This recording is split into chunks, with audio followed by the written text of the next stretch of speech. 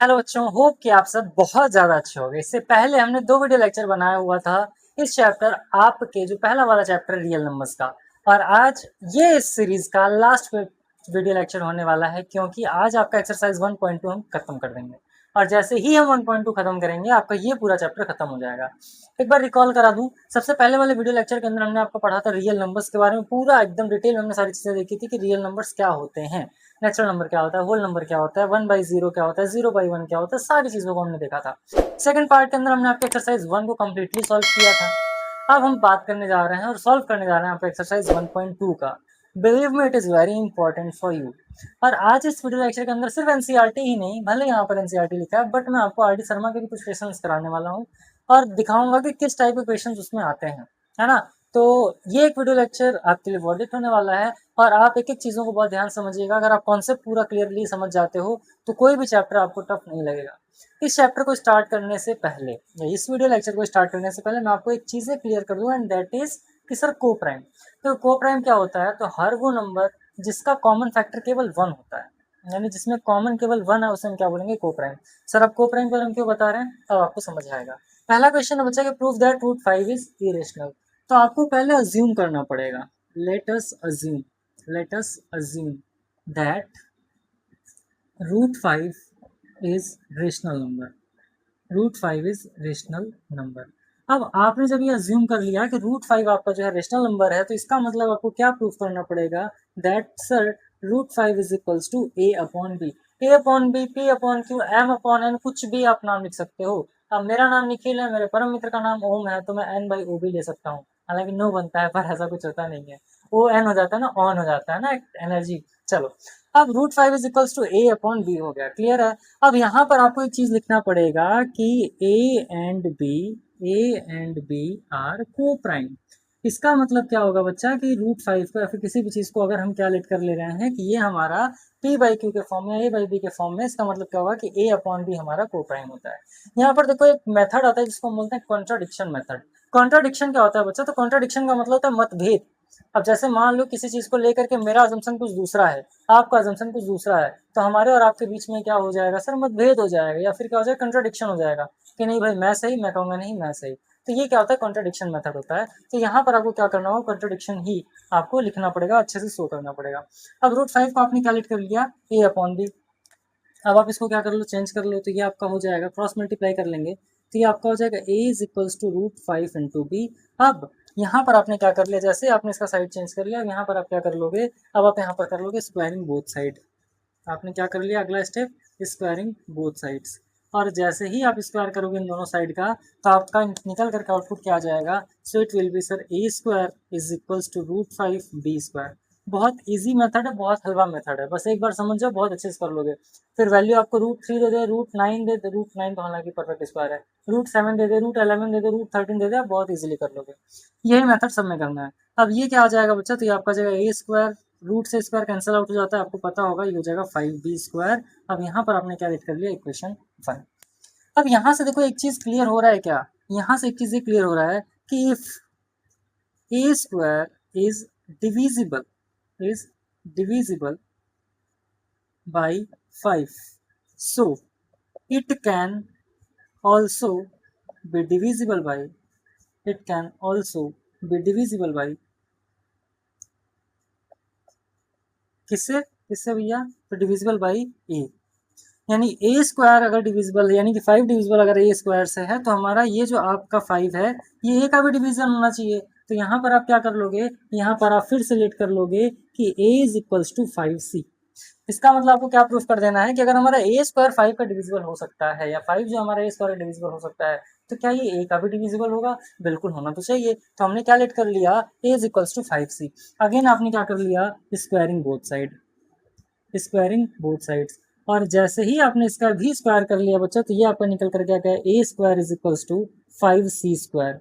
A square is equals to 5c whole square. So it will be A square is equals to 5 5 or 25 c square. अब sir यहाँ पर तो 25 आ गया, यहाँ पर 5 आ गया, कैसे डिविजिबल है? तो आ जाओ एक काम कर लेते हैं, हम ए स्क्वायर की वैल्यू इक्वेशन 1 से पुट कर लेते हैं। ठीक है, ए स्क्वायर की वैल्यू आप जैसे ही पुट करोगे, putting value of a square from equation 1, from equation 1। तो आइए पुट कर लेते हैं। जैसे आप पुट करोगे तो क्या हो जाएगा, इसकी वैल्यू क्या थी 5b², 5b²। अब 5b² किसके इक्वल हो गया, 25c² के इक्वल हो गया। अब 5 उधर चला जाएगा तो ये आपका क्या बन जाएगा, b² is equals to 25c² upon 5। 5 से कैंसिल आउट हो गया तो b² इज इक्वल्स टू कितना हो जाएगा बच्चा, 5c²। क्या हो जाएगा, 5c²। अब इसका मतलब ये देखो, आपने पहले क्या लेट किया था कि a बाई बी, ये आपका जो है ए एंड बी क्या है, को प्राइम है। पर यहाँ पर इससे क्या क्लियर हो रहा है, तो यहाँ पर ये क्लियर हो रहा है, it contradicts that our assumption is wrong। अब हमारा assumption wrong क्यों है, क्योंकि हमने क्या लेट कर लिया था कि √5 जो है वो हमारा है रेशनल नंबर। ठीक, लेकिन इसके बाद आप एक लाइन लिख सकते हो। चलो यहाँ पर मैं लिख दे रहा हूँ, ध्यान दीजिएगा। ये जैसे आपने यहाँ पर किया ना, तो आप एक लाइन जरूर लिख देना कि सिंस, क्या लिखोगे, सिंस 5 इज मल्टीपल ऑफ, या 5 is divisible of, 5 is divisible of both A and B, so it is not a co-prime, क्योंकि आपका क्या हो रहा है सर कि 5 जो है वो A का भी डिविजिबल है और B का भी डिविजिबल है, तो ये आपका जो A एंड B है वो को-प्राइम नहीं होगा। So it contradicts that our assumption is wrong. हमारा अजम्पशन क्या था, रॉन्ग था। हमारा अजम्पशन क्या था, दैट √5 इज रेशनल। तो अब क्या हो जाएगा, तो यहाँ पर आप सिंस कर देना, यहाँ पर आप देयरफॉर कर देना, क्या हो जाएगा, √5 इज इरेशनल, और नीचे लिख दीजिएगा हेंस प्रूव्ड। ठीक है, तो बस यही करना था। सबसे पहला स्टेप क्या है, तो पहला स्टेप आपको इसको p बाई के या a बाई बी के फॉर्म में लिख देना था, यानी रेशनल बना लेना था। उसके बाद फिर इसको क्रॉस मल्टीप्लाई कर देता था, a is equals to √5b, दोनों का स्क्वायर कर दिया तो a² is equals to 5b², क्योंकि स्क्वायर से रूट कैंसिल आउट हो जाता है। फिर अब यहाँ पर था कि a² अगर डिविजिबल है 5 से, या 5 डिविजिबल है a² का, तो क्या हमारा 5 a का भी डिविजिबल होगा, फॉर श्योर होना चाहिए। तो फिर आपने क्या लेट कर लिया, a is equals to 5c, है ना। उसके बाद दोनों का फिर स्क्वायर कर दिया, a² का वैल्यू पुट कर दिया, और a² का जैसे ही वैल्यू पुट कर दिया तुरंत आपको दिख गया कि 5 जो है वो b² एंड b का भी डिविजिबल है। इसका मतलब क्या हो रहा है कि हमने जब सॉल्व किया इसको तो हमारे पास 5 क्या आ रहा है, कॉमन आ रहा है। अब दोनों में, क्योंकि a एंड b दोनों में 5 कॉमन आ रहा है, तो ये को-प्राइम नहीं होगा, और जब ये को-प्राइम नहीं होगा तो हमारा कंट्राडिक्शन जो था वो क्या हो गया, गलत हो गया। तो क्या सही निकल गया कि √5 जो है हमारा वो रेशनल नंबर, इरेशनल नंबर है। तो चलो, मैं उम्मीद कर रहा हूँ समझ में आया होगा। इसके बाद के भी कुछ क्वेश्चंस हैं, सॉल्व कराते हैं, और कुछ क्वेश्चंस एक्स्ट्रा भी हैं, वो सारे क्वेश्चंस भी सॉल्व करेंगे। अब देखिए बच्चा, सेकंड वाला क्वेश्चन भी सेम है। यहाँ पर क्या है ना, अब आपको एक वैल्यू दे दिया है, दैट इज 3 + 2 √5, आपको प्रूव करना है कि ये आपका इरेशनल नंबर है। तो यहाँ पर आप फिर से क्या करोगे, अज्यूम कर लेना, लेट अस अज्यूम लिख लेना। आप क्या लेट करोगे कि सर 3 + 2 √5 जो होगा वो हमारा p/q के इक्वल होगा। तो जब ये हमारा p/q के इक्वल हो जाएगा तो इसका मतलब क्या हो जाएगा, तो यहाँ पर आप लिखोगे p and q are coprime. क्या लिखोगे आप, को-प्राइम लिखोगे, क्योंकि आप अज्यूम कर रहे हो, आप लेट कर रहे हो। और एक चीज आप याद कर लेना कि जो चीज आप अज्यूम करते हो बाद में वही कंट्राडिक्शन बनता है, बाद में वही कंट्राडिक्शन बनता है, यानी कि गलत बनता है। क्लियर है बात। तो अब देखो p and q are coprime. अब क्या हो जाएगा सर यहाँ पर, तो डायरेक्ट आप स्क्वायर मत कर लेना, जैसे पिछले वाले क्वेश्चन में कहा था हमने डायरेक्ट स्क्वायर किया था। यहाँ पर क्या करोगे, आप ना साइड चेंज करोगे। जब हम साइड चेंज करेंगे तो क्या हो जाएगा, तो ये आपका हो जाएगा बच्चा 2√5 इज इक्वल्स टू p/q -3। अब ये हो जाएगा 2√5 इज इक्वल्स टू p-3q/q। अब ये क्योंकि 2 आपका जो है वो मल्टीप्लाई में है, उधर जाकर के डिवाइड हो जाएगा, तो ये आपको हो जाएगा √2 इज इक्वल्स टू p-3q/2q। इसका मतलब क्या हो जा रहा है, तो ध्यान दे लेना कि ये वाला जो वैल्यू है रूट वाला, रूट के अंदर जो वैल्यू है उसको आप एक साइड अकेले तनहा कर दो, है ना, एकदम अकेले छोड़ दो इसको। तो ये आपका क्या हो गया, इसके इक्वल। अब यहाँ पर देखो क्या समझ में आ रहा है, यहाँ पर आपको एक चीज ये समझ में आ रहा होगा कि सर √2 जो है हमारा, मैंने आपको बताया था हर वीडियो लेक्चर के अंदर, अभी फिर से बता देता हूँ कि वो सारे ही नंबर जो परफेक्ट स्क्वायर ना हो और रूट के अंदर आ जा रहे हैं वो आपके इरेशनल नंबर होते हैं, क्योंकि वो उनकी जो वैल्यू होती है वो नॉन टर्मिनेटिंग होती है। ठीक है, इसलिए वो क्या होता है हमारा इरेशनल। तो आपको पता है कि यहाँ पर √2 क्या है, तो आप कहोगे कि सर √2 तो हमारा इरेशनल है, ये क्या है, तो आप देखोगे सर p बाई क्यू के फॉर्म में और रूट कहीं नहीं आया है, यानी इसका मतलब हम इसको सॉल्व कर सकते हैं। जब हम इसको सॉल्व करेंगे तो ये क्या हो जाएगा, रेशनल नंबर हो जाएगा। अब आप ये बताइए कि क्या कभी इरेशनल रेशनल इक्वल हो सकता है? तो सर ये तो पॉसिबल ही नहीं है। ये जब पॉसिबल नहीं है तो आया कैसे? ये आया इस तरीके से क्योंकि आपने पहले अज्यूम कर लिया था। तो क्योंकि हमने अजम्पशन ही तो गलत किया था, तो हमने जब अज्यूम गलत कर दिया तो आंसर गलत आ जाएगा। तो आप क्या लिखोगे, तो यहाँ पर लिखोगे this assumption, yeah, this contradiction is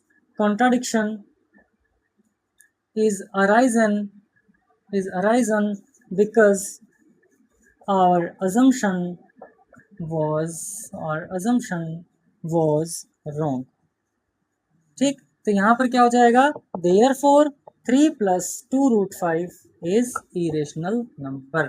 is that clear? तो ये था आपका क्वेश्चन नंबर सेकंड। यानी कि सिंपल सा वो क्या प्रूफ करना था कि प्रूफ कर दीजिए कि 3 plus 2 root 5 जो है आपका इरेशनल है। तो आपने अज्यूम क्या कर लिया, यहाँ पर लिख देना late us assume 3 plus 2 root 5 is equals to p upon q।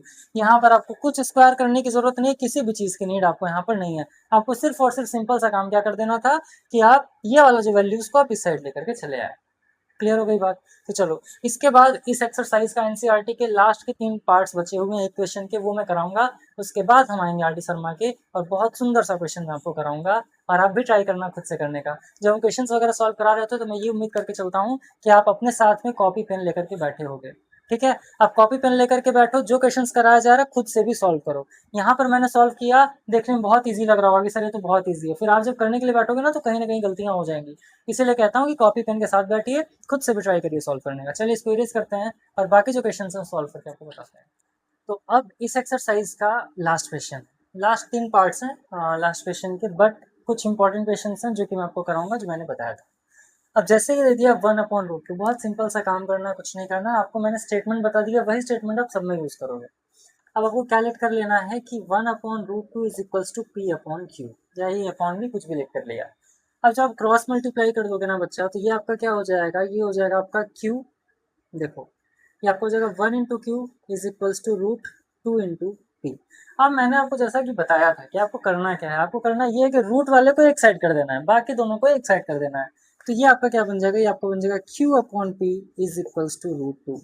तो यहाँ पर आप क्या शो कर दोगे कि सर q अपॉन p तो हमारा रेशनल है, बट √2 हमारा क्या है, इरेशनल है।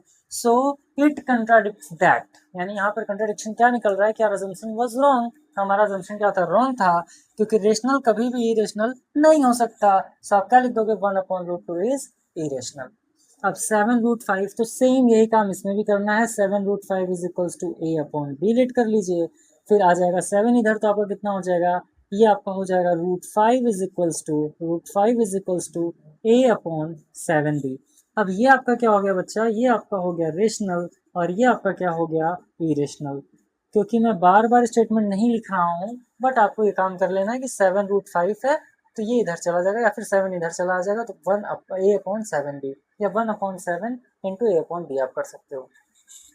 6 प्लस √2 में क्या कर लेना है, तो फिर से लेट कर लेना है कि 6 plus √2 is equals to m upon n, या x अपॉन y कुछ भी ले लो। 6 इधर चला जाएगा बच्चा, तो ये कितना हो जाएगा, so it will be √2 is equals to m upon n minus 6। और एट लास्ट क्या बन जाएगा ये, तो √2 is equals to m minus 6 upon n। Again it is irrational and it is rational. तो बस आपको ये पता है कि rational is not equals to irrational, it's not possible. तो यहाँ पे कंट्राडिक्शन की मेथड से आप एकदम इजीली चीज़ों को सॉल्व कर लो। अब हम बात करते हैं उस क्वेश्चन का, उस इंपॉर्टेंट क्वेश्चन का जिसका नाम मैं बार बार ले रहा था और मैं आपसे बोल रहा था कि आरडी शर्मा का बहुत ही अच्छा सा क्वेश्चन है। एग्जामिनर इसमें बहुत ही टफ क्वेश्चन अगर आपसे पूछेगा ना, वो क्या पूछेगा, एग्जामिनर का क्वेश्चन ये होगा कि प्रूफ करिए कि √2 प्लस √3 इज इरेशनल नंबर। इसका मतलब क्या दे दिया, आप दोनों वैल्यू रूट में दे दिया। अब दो के दोनों वैल्यू आपको रूट में दे दिया। अभी तक क्या था, एक वैल्यू रूट में था, दूसरा क्या था, रूट के बाहर था। बट यहाँ पर आपको क्या दे दिया, एक वैल्यू रूट में और एक वैल्यू क्या दे दिया, आउटसाइड ऑफ रूट। तो अब इसको कैसे सॉल्व करोगे आप, तो देख लेते हैं सिंपल सा कॉन्सेप्ट क्या है, किस तरीके से इसको हम सॉल्व करेंगे। देखिए, तो सबसे पहला काम क्या करना है, लेट कर लो, लेट कर लो। आप भी एक बार ट्राई करिए, वीडियो पॉज करिए, खुद से करने का ट्राई करिए, बन जा रहा तो बहुत अच्छी बात है, नहीं हो रहा तो मैं करा रहा हूँ। आप क्या लिखोगे कि sir √2 plus √3 is equals to a upon b। ये कर लिया आपने। अब यहाँ पर एक कॉन्सेप्ट है, बहुत सिंपल सा, बहुत सुंदर सा है। क्या काम कर लेना है कि जिससे आपको प्यार मोहब्बत हो, 2 से या 3 से, डिजिट की बात कर रहा हूँ, उसको आप एक साइड कर लो। जैसे मान लो मुझे 2 से है तो मैंने 2 यहाँ पर रख लिया, ठीक है। √3 को मैं उस साइड भेज दिया, सो it will B a/b minus √3। अब यहाँ पर जो ट्विस्ट है वो क्या है, आपको क्या करना है, तो यहाँ पर आपको एक सिंपल सा काम कर देना है कि सर स्क्वायरिंग बोथ साइड्स। तो जब आपने इसको स्क्वायर कर दिया दोनों साइड, तब ये आपका इक्वेशन क्या बन गया, so it will be √2 square is equals to a/b minus √3 square. अब यहाँ पर आप तुरंत से लगा लो, तो ये रूट से तो कैंसिल आउट हो जाएगा, तो यहाँ पर बच गया 2, क्योंकि स्क्वायर से रूट कैंसिल आउट होगा तो बच गया 2। अब यहाँ पर क्या आ गया sir, a minus B whole square. क्या फॉर्मूला होता है, तो sir a square plus B square -2 a into B तो इंटू √3। ये हो गया। अब क्या कर लोगे, तो 2 is equals to a square upon B square plus 3 minus 2√3 a upon B. ये हो गया, चीज क्लियर हो गया। अब आप एक चीज देख सकते हो कि यहाँ पर आपका वैल्यू आ गया 2, तो हम 2 को उधर लेकर के जाते हैं, 2/√2√3 अपॉन ए बी को हम क्या करते हैं, इधर लेकर के चले आते हैं, या फिर इन सब को इधर लेते हो तो क्या हो जाएगा, तो ये आपका हो जाएगा a square upon B square plus 3 minus 2 is equals to 2√3 a upon B. अब ये कितना हो जाएगा, तो ये हो जाएगा a square upon B square plus 1 is equals to 2√3 a upon B हो गया, है ना। आप इसको सॉल्व करोगे तो ये a square plus 1 upon B square is equals to 2√3 into a upon B. अब इसको इधर मल्टीप्लाई कर लेंगे तो क्या हो जाएगा, 2 आ जाएगा डिनोमिनेटर में, हो जाएगा a square plus 1 upon B square, 2 क्योंकि डिवीजन में इधर आकर मल्टीप्लीकेशन में इधर क्या हो जाएगा, डिवीजन हो जाएगा। यहाँ क्या बचा, √3 a अपॉन बी। अब इसको भी साइड लेते आएंगे तो आपका क्या हो जाएगा, a square plus 1 upon 2b square. अब ये a अपॉन बी इधर आकर क्या बन जाएगा, ये आपका बन जाएगा b अपॉन a, और इधर क्या रह गया अकेले, √3 रह गया। तो बहुत टफ क्वेश्चन अगर एग्जाम में पूछेगा तो यही वाला क्वेश्चन पूछेगा, इस टाइप का क्वेश्चन पूछेगा। तो यहाँ से आप क्या कह लोगे कि sir it is rational and it is irrational. तो बस सेम वही चीज आप लिख लोगे कि हमारा अजम्पशन जो था वो रॉन्ग था, √2 प्लस √3 कभी भी रेशनल नंबर नहीं हो सकता है। एक बार फिर से समझिए बच्चों कि करना क्या था, √2 प्लस √3 को आपने रेशनल नंबर मान लिया, फिर √2 को आपने इधर छोड़ दिया, 3 को इधर लेकर के आ गए, फिर दोनों साइड आपने स्क्वायर कर दिया। तो जैसे स्क्वायर किया यहाँ पर a माइनस बी का होल स्क्वायर लग जाएगा। अगर बीच में यहाँ पर हमने माइनस या क्वेश्चन माइनस होता तो यहाँ पर a प्लस बी का होल स्क्वायर लग जाता। फिर यहाँ पर आपने क्या किया, इसको सॉल्व किया, सॉल्व करने के बाद में रूट को आपने अकेले छोड़ दिया, बाकी सारे वैल्यू को आपने एक साथ लिख लिया। तो ये तो था आपका एक्सरसाइज 1.2 कंप्लीट सॉल्यूशन, और मैं उम्मीद कर रहा हूँ कि आपको सारी चीजें बहुत अच्छी तरीके से। हमारा चैनल बिल्कुल नया है, ग्रो इसको आपको कराना है, तो अगर वीडियो लेक्चर पसंद आता हो तो लाइक जरूर करिए, अपने फ्रेंड के साथ शेयर करिए, ताकि मैथमेटिक्स उनका भी स्ट्रेंथ बन सके। हमारा मेन मोटिव ये है कि मैथमेटिक्स किसी का भी वीकनेस नहीं रहने देना है, स्ट्रेंथ बना देना है। तो बस कोशिश है, मेहनत है, प्रयास है, और बाकी का एफर्ट आपको लगाना है, सबके रिजल्ट बहुत अच्छे आने चाहिए। चलिए इसको करते हैं रेज, और इस वीडियो लेक्चर को यहीं पर करते हैं। खूब खुश रहिए, मस्त रहिए, all the very best. Thank you.